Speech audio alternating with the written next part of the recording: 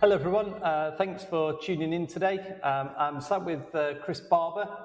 Chris is someone I've only known for a short period of time, but we had a really interesting conversation last week, and I thought it was a conversation that'd be worth having just on air so that we can talk a little bit about KPIs and how KPI alignment increases overall value to the business. But let me tell you a little bit about Chris. So Chris is a transformation leader. He's worked for multiple organizations in the past, large and small, private equity backed, listed businesses.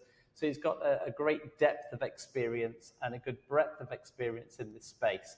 But Chris, why don't you introduce yourself? Thank you, Mark. And yes, it was a really good chat we had the other day. So as Mark said, I've been a career interim professional for a number of years now, and really enjoy what I do. And throughout my work, one of the things that constantly comes up in businesses is what is their performance metrics and their KPIs and strategy. That really, I think, came through on our call, wasn't it? Which is aligning that to business strengths. Yeah, I mean, I think I prompted the conversation along the lines of, we're hearing a lot about soft sales numbers. We're hearing a lot about potential for disposals, mergers, acquisitions, and everyone is saying that the UK sentiment is a little flat. There's a lot of companies that are not making decisions, that there's a bit of navel gazing, there's a bit of inaction, just waiting for something. And I think we had that before the election, but we seem to have got that after the election as well. Maybe it's sort of disbelief to what's happened and how ineffective a new government has been and not quite as promised.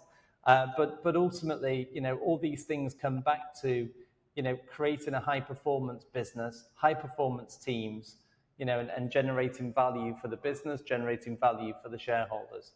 So in terms of sort of KPIs, KPI alignment and so forth, tell us a bit about sort of your background and qualifications, what allows you to be an authority in this space? Yeah, so I think for me, it's, from my working career, I've always been in operational performance.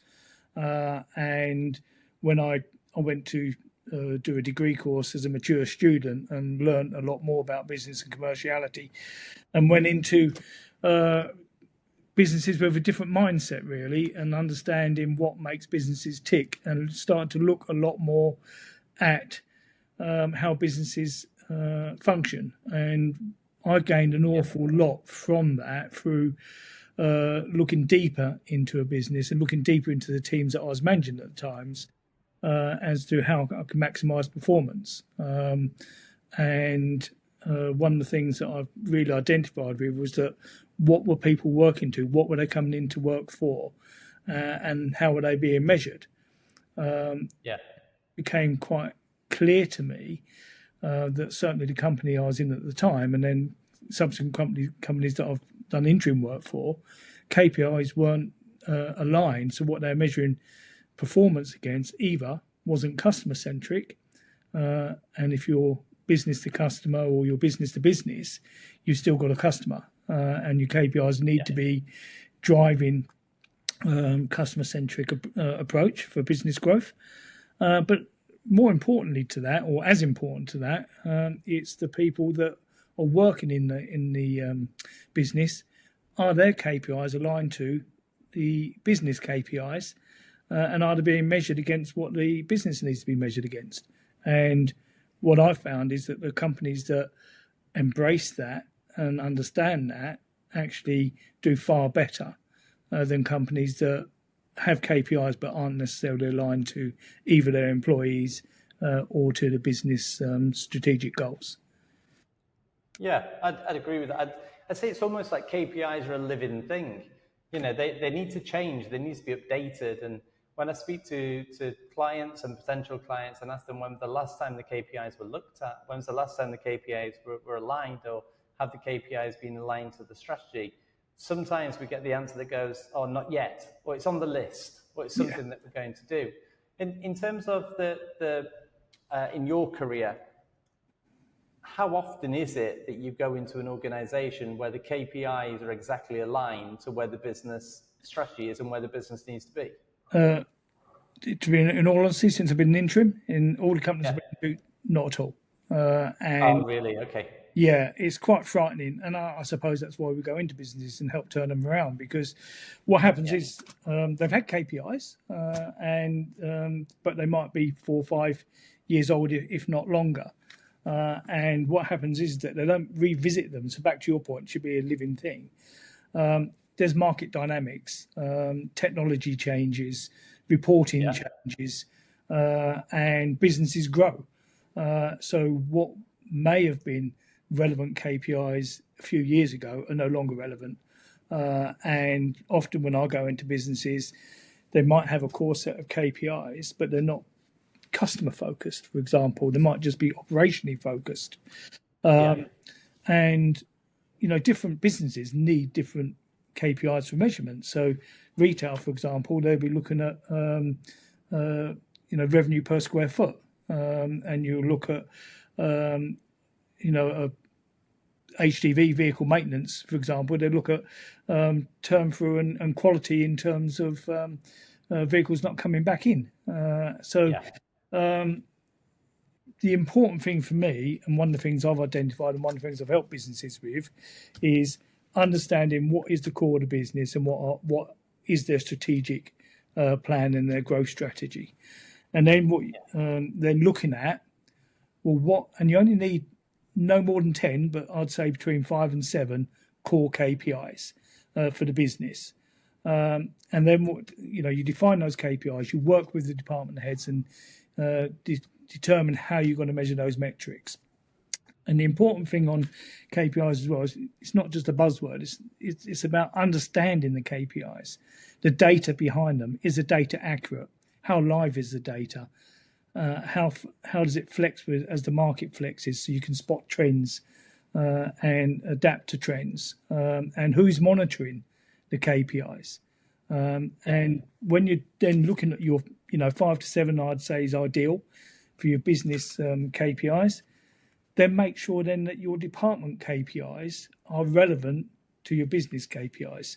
So each department may have 5 of its own KPIs, and you don't necessarily want any more than 5 for each department because it's too much for people.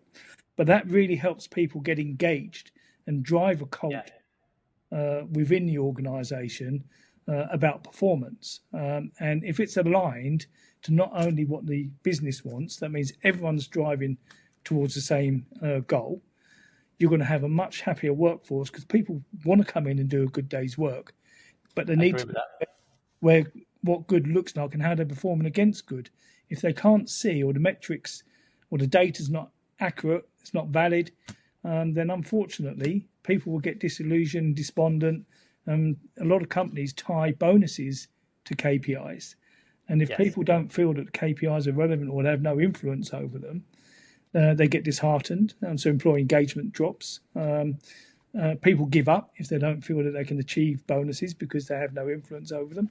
So KPIs goes a lot deeper than just saying I've got a set of numbers that we're going to track. It's got to be business strategy orientated and focused, and then departmental specific to achieve those KPIs. And then the people within the employees in those roles, they need to understand. So communication is key here as well. Understand what part they play in driving the performance, not only of their own departments, but also for the business. And understand, as a business, are the roles and accountabilities for my staff aligned to the KPIs? So do you have to revisit job descriptions and role profiles as dynamics in the business changes? And more often than not, what I've found is I've gone into businesses and it's almost a forgotten beast. We've got a set of KPIs and that's what we're working to. And unfortunately, they're driving the business in the wrong direction because they haven't updated their KPIs. There's another complexity around KPIs as well, which is around company policies. So I've been in a business before where we looked at changing the KPIs to make them more customer-centric, but the contracts and the policies meant that we had to unpick those through the legal team in order to, because the dynamics of the business needed to change, and therefore the company policies need to be affected, and the contracts that were in place with the customers needed to be amended and updated to reflect the new performance metrics that we're driving for. Yes, it's not just the business, not just from the sort of C-suite in terms of the strategy all the way down to the employee. It's also how that interfaces with their customers, and Absolutely. I guess to some extent to their suppliers. Absolutely. So for me, one of the I was in another company, and they were delivering KPIs that, well, they are customer centric. This is what our customers want from us. So I did a survey monkey with the customers, and found out that actually that's not what customers are interested in. So they were interested on the lines of, yeah, we need to know that you're doing that well, but that doesn't cause us pain. This is what causes us pain, and that's something they weren't measuring. So when that survey monkey came back, it was a bit of a surprise. And ultimately, that did drive change in the way that the KPIs were being measured, and that affected then the whole data integrity as well, because you're now looking to introduce a new suite of KPIs, and where's the data for that, and how accurate is it to make sure you're getting good measurement. See, nowadays data is much more freely available. I think most companies now, have got a decent handle on their data. I think if they've not, then they're probably going to end up falling by the wayside. Because so many companies are now. But ultimately, now that you've got the data to hand, and then you've got the customer feedback to hand at the same time, you start putting those things together. What you're effectively doing is you're blocking the competition from coming in, finding where the weak spot in the service delivery is, and then capitalizing on it. So it's not just good for revenue, but it's also good for revenue protection. Absolutely. So companies that embrace KPIs in the right way actually thrive. I look at Siemens a few years ago. They were looking at KPIs, their key performance indicators for their operations, and they increased productivity by over 20% globally, saving themselves $700 million annually, just by refocusing their KPIs on what was operational critical for them. So let's not underestimate, I think, the value of making sure your KPIs drive your strategic plans, but also drive the performance of your teams. And more importantly than that, it's making sure that's communicated not only to your customers.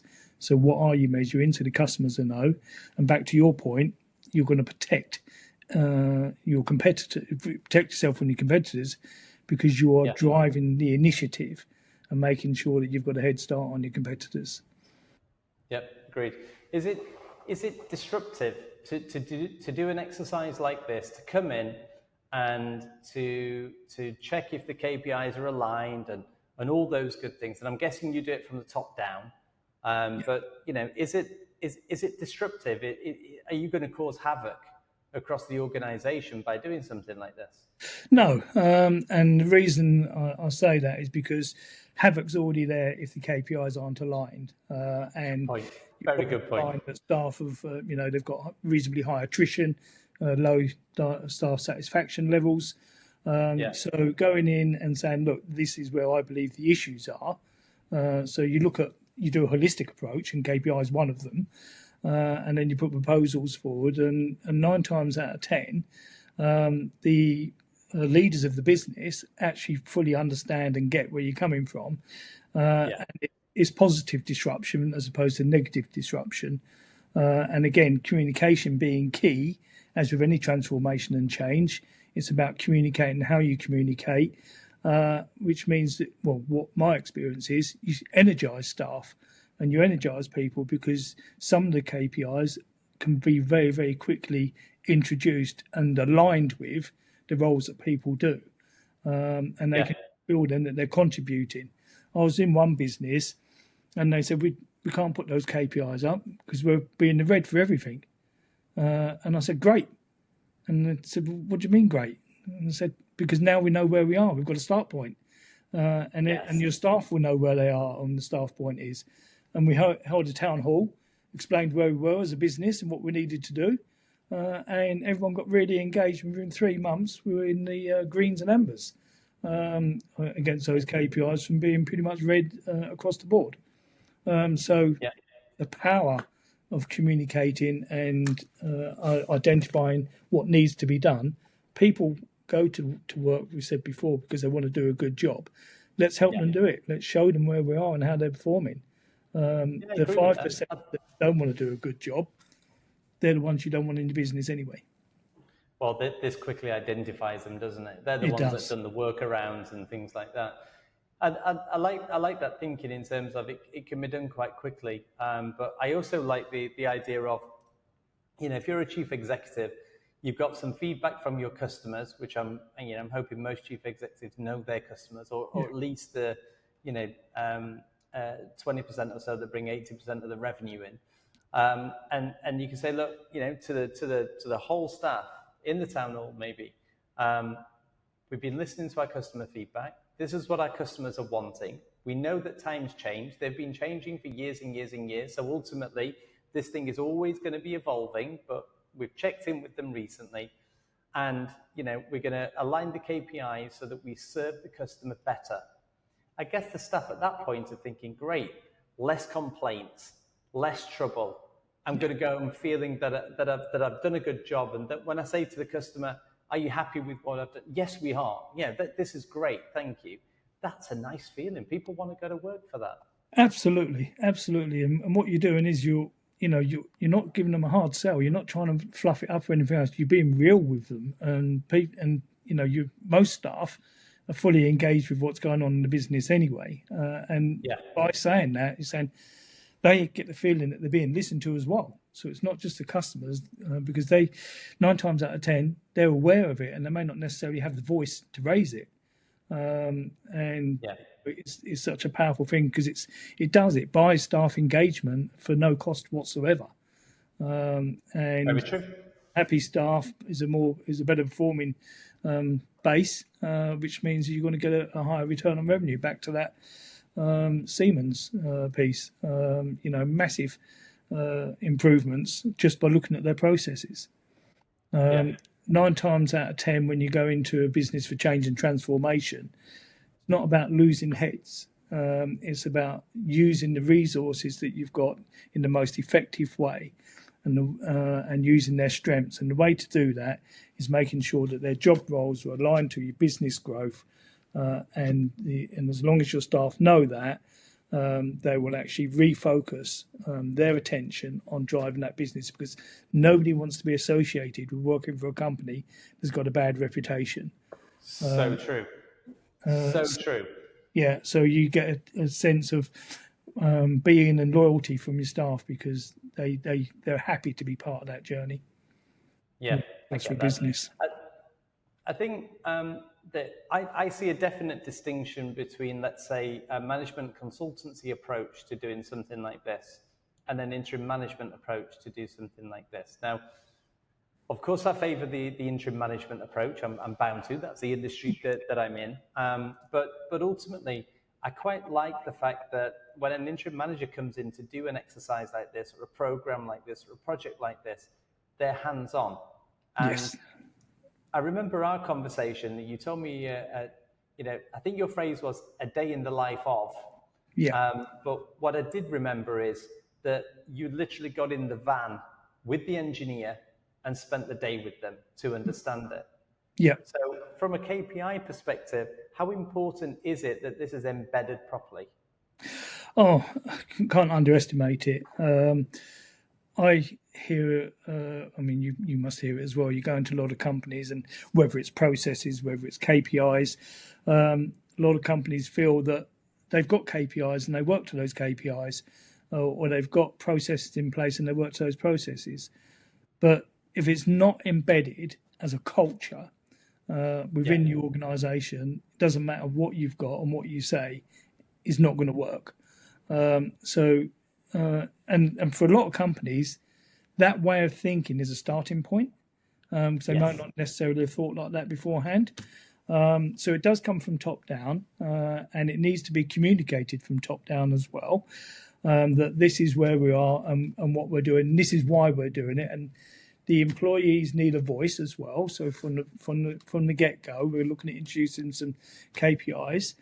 This is the work. So going back to the day in the life of and what I do, I understand the job that people do, and I think that's important to get in with the workers at all levels of the organisation and understand what they do, what their day to day is, and the same with directors, and understand what the impact of introducing KPIs is and the performance, and making sure then that everyone throughout that organisation has a voice in terms of, or has a representation in terms of the KPIs, because if it's not embedded from roots upwards, it won't work, because if people feel as if something's being forced on them and they don't feel they've got any say in it, but they've got an opinion on it, but you're not listening to that, then that's the biggest probably disengagement you're going to get. Whereas if you can say, right, we've listened to you, we've seen what you do, this is what we're doing, what do you think? You take the feedback and you adjust off of that. It doesn't mean say you're changing your KPIs and everything else, but you might adjust the way you present them, or you might adjust the timeliness of them, for example, or how often you report. But you've got to listen to everyone that's involved. And once you do that, you start embedding KPI mentality for performance, for making sure that everyone is working to the same plan. And so if you don't embed that from the get-go, then you're onto a hiding really, because people won't journey with you. It's about winning hearts and minds, as well as making sure that the business is aligned with your vision and strategy. And how easy is it? Easy might be the wrong word, but is it possible to do something like a KPI health check? So if the client's not sure, is there something that can be done along those lines to say, actually, we really do need to look at the KPIs, or actually the KPIs look all right, but the adoption is not high? How can clients identify if there's or where the problem is within KPIs? Yeah, so for me, that starts. So KPIs should be monitored all the time, first of all. And I think I mentioned earlier, which is, who is looking at the KPIs and who is monitoring the KPIs. Because if they're being monitored consistently and the data is live and fresh, then you can identify very, very quickly if something's starting to go wrong. But you've got AI tools now, and you've got automation for reports and so on. So you can actually start seeing trends earlier. But back to your question then, which is, is there a health check? So monitoring is one way of health checking, to making sure that you're getting continued progress. Second is industry standards. So there'll be certain KPIs which, industry sectors will follow the same KPIs. And then you've got your own department KPIs, and you can benchmark, if you like, where you are within the industry or within your sector, also within your departments. It doesn't take long. Normally it's a evaluation of what is the strategy and what we're measuring, and does that align with our strategy? And if it doesn't, that's your first indicator that you need to readdress your KPIs. If all your KPIs look right, but you don't feel that you've got the traction that you need, then that's when you need to go drop down a level, if you like, and understand, right, how are the KPIs being used? And back to my point, I think earlier, which is making sure JDs are aligned with the roles that people are doing. Sometimes I've seen this before, where you're asking people to deliver KPIs, but it's not their accountability or their responsibility, but they've been asked to do it. So some people get forced to deliver KPIs, and that means you lose traction. So we can do, races and sort of roles and accountability exercise. Again, that should be visited every 6 to 12 months anyway, as the markets and as the organisation changes. And the same with KPIs. Regularly review them. If there's a market shift, review your KPIs. If there's an organisational change, review your KPIs. If the company's growing, for me, KPIs, review them every 6 months at least, but make sure you monitor them, if not daily, then certainly weekly, no longer than each month. Yeah. Well, with technology now, you can measure in real time. Absolutely, and that's what they should be. And some people are frightened of putting boards up in offices, or sending reports out, or having them live on people's desks, desktops and PCs, or tablets if they're out in the field. I don't think there's anything wrong with that, because if people see it on a daily basis, back to you embedding the culture, performance. If people see it every single day, it's fresh for them every single day. And if you have a bad day, the following day you can catch up. You can have that little meeting, you can have that little talk with everybody. People will start talking to themselves inwardly and saying, I didn't do so well today, I need to pick that up tomorrow.